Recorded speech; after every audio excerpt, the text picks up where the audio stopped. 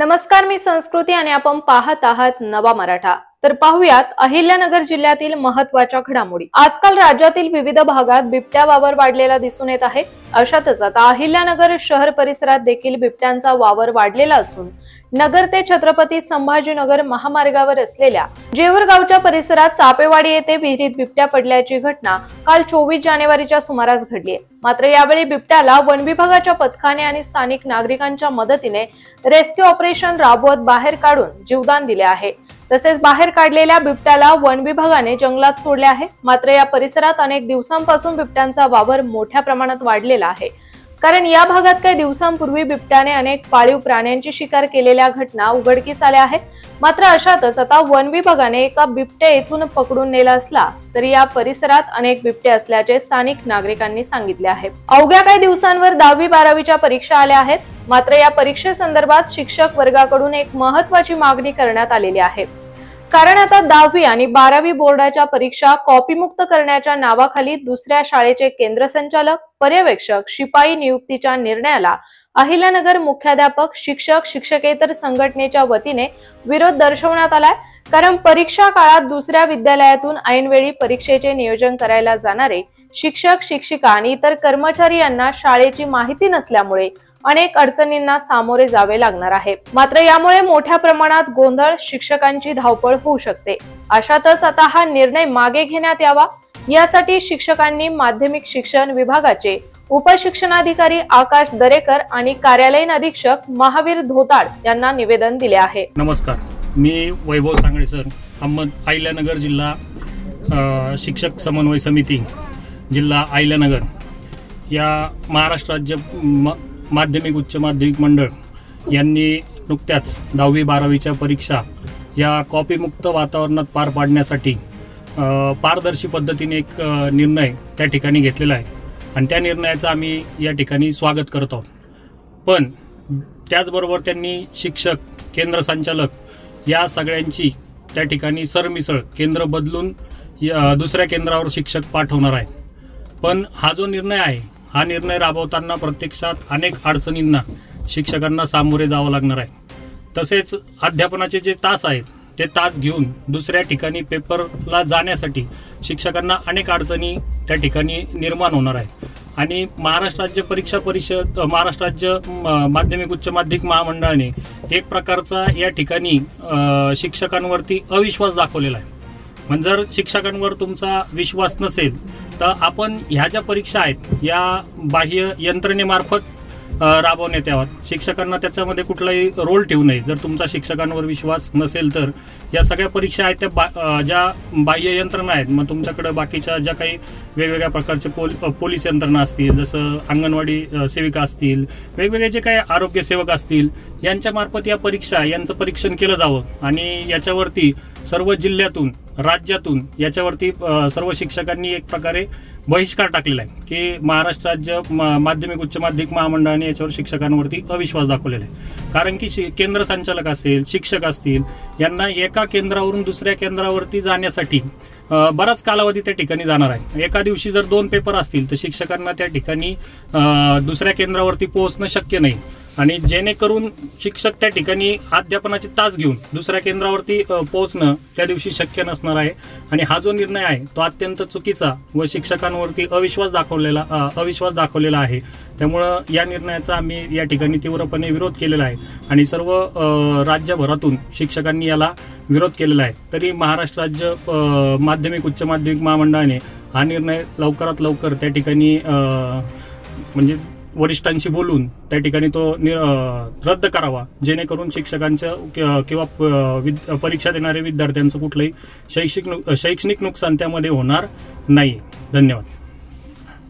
आगामी निवडणुका डोळ्यासमोर ठेवून भाजपने सदस्य नोंदणीचे उद्दिष्ट समोर ठेवून मोठे निर्णय घेतले आहे।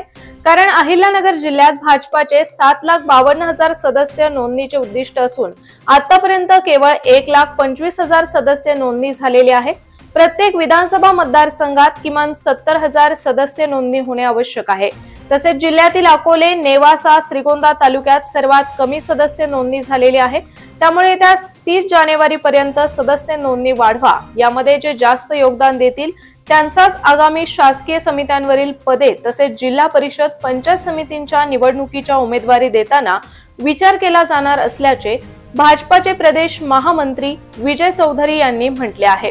त्यामुळे आता भाजपचे पदाधिकारी आणि कार्यकर्ते कंबर कसून कामाला लागले आहेत। प्रारंभ झाल्यापासून माननीय जिल्हाध्यक्ष किंवा त्या विषयाचे जिल्ह्याचे सरचिटणीस अर्थात संयोजक यांनी किती प्रवास केला, मंडळ न्याय सदस्य नोंदणीची काय स्थिती आहे, OBC Maratha general AC ST या समाजाला ओबीसी भारतीय जनता पार्टीचे सदस्य होण्यासाठीचा आपण काय प्रयत्न केला, किती बैठका वेगळ्या त्या ठिकाणी घेतल्या,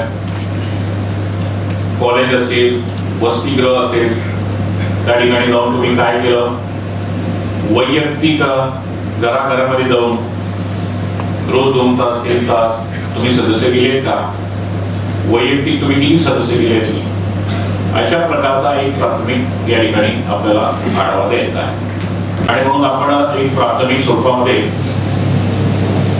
सदस्य नोंदणी अभियानाचा अनुषंगाने काही आढावा आपण या ठिकाणी घेणार आहोत। प्रामुख्यानं त्या जिल्ह्याचे जिल्हाध्यक्ष किंवा त्या जिल्ह्याचे या विषयाचे संयोजक आपल्या जिल्ह्याचा आढावा देतील। त्याच्यानंतर मंडल अध्यक्ष हा पंख बंद करा, मंडल अध्यक्ष आपल्या मंडळाच्या सदस्य नोंदणी अभियानाच्या सध्याची स्थिती या विषयाची स्पष्टता या ठिकाणी सांगतील। त्याच्यानंतर मोर्चा आणि आघाड्यांचे अध्यक्ष हे सुद्धा या ठिकाणी आपली भूमिका स्पष्ट करतील।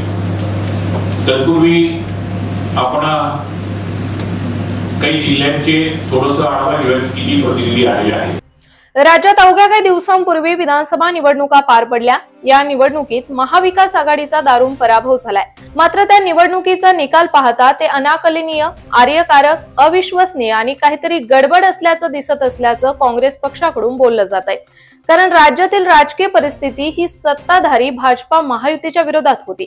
6 महिन्यापूर्वीच लोकसभा निवडणुकीत सत्ताधारी पक्षाचे पाणीपत झाले होते। महाविकास आघाडीला घवघवीत यश मिळाले होते। त्यामुळे निवडणूक आयोगाने आपल्या प्रक्रियेत पारदर्शकता आणावी अशी मागणी काँग्रेसचे माजी आमदार तथा प्रदेश उपाध्यक्ष मोहन जोशी यांनी केली आहे। आज 25 जानेवारी मतदार दिन म्हणून आपण साजरा करतो। भारतीय निवडणूक आयोगाला त्यांच्या 75व्या वाढदिवसाच्या निमित्ताने मी मनापासून शुभेच्छा देतो। निवडणूक आयोग हे अशाच पद्धतीने अनेक वर्षानुवर्ष वाढदिवस साजरे करावेत ही भारतीय लोकशाहीवरचा विश्वास असणारा एक राजकीय पक्षाचा कार्यकर्ता म्हणून आमच्या सर्वांची प्रामाणिक इच्छा आहे। परंतु आज महाराष्ट्रातल्या जनतेच्या वतीने आणि एक कार्यकर्ता म्हणून मनामध्ये खंत आहे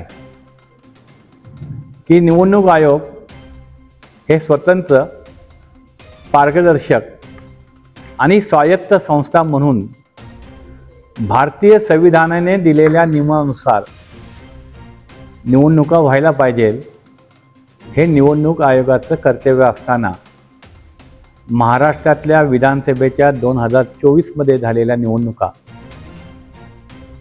ह्या निवडणूक आयोगाने ज्या पद्धतीने राबवल्या आणि ज्या पद्धतीने महायुतीचं सरकार हे लोकांच्या मतावर नाही तर 5 महिन्यामध्ये 50 लाख मतदारांची बोगस झालेली नोंदणी या माध्यमातून निवडून आलेलं हे सरकार आहे।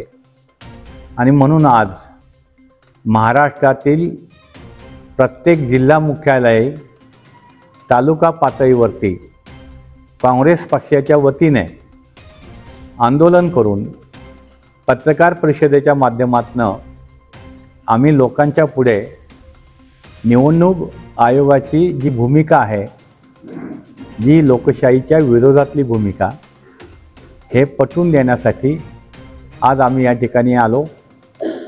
आज महाराष्ट्रामध्ये जर आपण पाहिलं की लोकसभेच्या निवडणुका झाल्या, लोकसभेच्या निवडणुकीमध्ये 31 महाविकास आघाडीचे खासदार निवडून आले 48 पैकी, आणि हा निकालानंतर भारतीय जनता पार्टीच्या केंद्रीय नेतृत्वाने महाराष्ट्रातील विधानसभेची निवडणूक ही महत्त्वाची असल्याने, कारण देशाच्या पातळीवरती जो निर्णय होणार होता, जर महाविकास आघाडीचं सरकार आलं असतं तर दिल्लीतलं सरकार हे 6 महिन्यामध्ये कोसळलं असतं। ही स्पष्ट भावना भाजपच्या केंद्रीय नेतृत्वाला असल्या कारणाने त्यांनी महाराष्ट्रातील निवडणुका भारतीय निवडणूक आयोगाचे प्रमुख, इलेक्शन कमिशनर ऑफ इंडियाचे प्रमुख श्री राजीव कुमार यांना हाताशी धरून ते निवडणूक आयोगाचे प्रमुख म्हणून त्यांनी काम पाहिलं नाही महाराष्ट्रात विधानसभेच्या निवडणुका पार पाडताना, तर भारतीय जनता पार्टीचे एजंट म्हणून किंवा भारतीय जनता पार्टीचे कार्यकर्ते म्हणून काम पाहिलं, असं महाराष्ट्रातील सर्वसामान्य जनतेचं मत आहे। कारण मतदानानंतर ज्याला मतमोजणी झाली आणि हे सरकार आल्यानंतर प्रत्येक जिल्ह्यामध्ये, प्रत्येक विधानसभा क्षेत्रातील मतदान केलेला कार्यकर्ता असेल, मतदार असेल, त्याचं म्हणणं असं आहे की आम्ही केलेलं मतदान गेलं कुठं। ही भावना ज्या वेळेला जनतेमधनं येते, यावरूनच ज्या महाराष्ट्रामध्ये निवडणूक आयोगाने केलेलं जे भाजपचं एजंट म्हणून केलेलं काम आणि सरकार आणण्यामध्ये त्यांनी केलेली मदत म्हणून काँग्रेस पक्षाच्या वतीने हे आंदोलन करण्यात येत आहे। आणि आज नगर जिल्ह्यामध्ये अहिल्यानगरला या ठिकाणी काँग्रेस पक्षाच्या वतीने आम्ही ही पत्रकार परिषद आयोजित केलेली आहे।